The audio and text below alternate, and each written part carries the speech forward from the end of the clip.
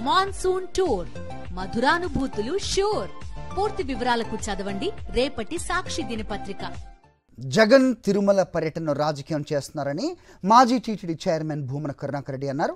పోలీసులు ఏకపక్షంగా వ్యవహరిస్తున్నారని అన్నారు. వైఎస్ఆర్సీపీ నేతలను హౌస్ అరెస్ట్ చేయడం దారుణం అన్నారు. జగన్ను చూసి బాబు భయపడుతున్నారన్నారు. బాబు పాశవిక విధానాలను ప్రశ్నిస్తూనే ఉంటామన్నారు. మా నాయకుడు పూర్వ ముఖ్యమంత్రి వైఎస్ జగన్మోహన్ రెడ్డి గారు ఒక భక్తునిగా దేవదేవ దర్శనానికి వస్తున్న సమయంలో దేవదేవుణ్ణి దర్శించటానికి అడుగడుగున ఆటంకాలు కలిగిస్తున్నటువంటి విషయం లోక విదితం. ఆయన కొండకు వస్తున్నారు అని అంటే చంద్రబాబు ప్రభుభక్తి పరాయణులైనటువంటి పోలీసు శాఖ వారు 30 యాక్ట్ అమలు చేస్తున్నామని చెబుతూ ఎక్కడికక్కడ మా పార్టీ నాయకులను కార్యకర్తలని భయభ్రాంతులకు గురి చేస్తూ భయపెడుతూ మీరు ఇళ్ల నుంచి బయటికి రాకూడదు అని మౌఖిక ఆదేశాలు ఇవ్వటమే కాకుండా నోటీసులు సర్వ్ చేయటం జరిగింది. చంద్రబాబు గారి ప్రభుత్వానికి జగన్మోహన్ రెడ్డి గారిని చూస్తే ఎంత భయమో దీన్ని బట్టి చూస్తే అర్థమవుతుంది. గ్రూపుల ద్వారానో మౌఖికంగానో చెప్పటం కానీ ఎక్కడా చెయ్యల.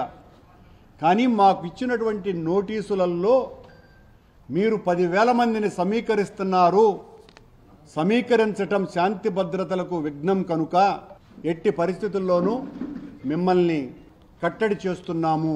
స్వామివారి పట్ల అనన్య భక్తి విశ్వాసాలు కలిగినటువంటి ఒక పూర్వ ముఖ్యమంత్రి స్వామివారి పట్ల భక్తిని చాటుకోవటానికి వస్తూ ఉంటే భయపడిపోయినటువంటి ప్రభుత్వం చేస్తున్నటువంటి నిర్వాకం ఇది. హైందవ సంఘాన్ని హింస పెడుతున్నటువంటి కలుషాత్ములు, కళంకితులు ఈ రోజున జగన్మోహన్ రెడ్డి గారి మీద అత్యంత దారుణంగా, హేయంగా, నీచాతి నీచంగా ఆయన మీద దాడికి దిగితే ఆయన డిక్లరేషన్ ఇచ్చి దైవదర్శనానికి వెళ్ళాలి అని సూడో భగవంతుని పట్ల అంతంత మాత్రమే నమ్మకం ఉన్నటువంటి సూడో మనుషులు జగన్మోహన్ రెడ్డి గారిని కట్టడి చేయాలని మాట్లాడుతున్నారు. హిందుత్వం ఏం చెప్తుంది?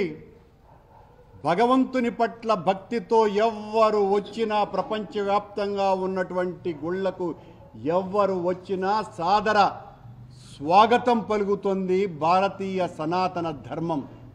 ఆ ధర్మానికి విరుద్ధంగా ప్రవర్తించటమే కాకుండా 5 సంవత్సరాల పాటు ముఖ్యమంత్రిగా స్వామివారికి పట్టు వస్త్రాలనే బహూకరించినటువంటి ముఖ్యమంత్రిని ఈ రోజున తాము చేసినటువంటి ఒక కళంకిత పనికి డిఫెన్స్లో పడిపోయి దాని నుంచి ఎట్లా బయట రావాలనో అర్థం కాకుండా మా నాయకుడు, మా పార్టీ అధిష్టానము వీళ్ళు చేసినటువంటి పాపపు ప్రకటనలకి, ప్రచారానికి మొత్తం దేవాలయాలలో అంతా కూడా రేపు ప్రార్థనలు చేయండి అని పిలిపిస్తే మా పార్టీ క్యాడర్ అంతా కూడా ఈ నియోజకవర్గం కాకుండా మిగతా అన్ని నియోజకవర్గాలలో కూడా రేపు ఆ పూజా కార్యక్రమాలలో ఉంటే వాళ్ళెవరూ మీరు బయటికి రాకూడదు అని వాళ్లను కట్టడి చేయటం ఏందో నాకు అర్థమే కావటం లేదు.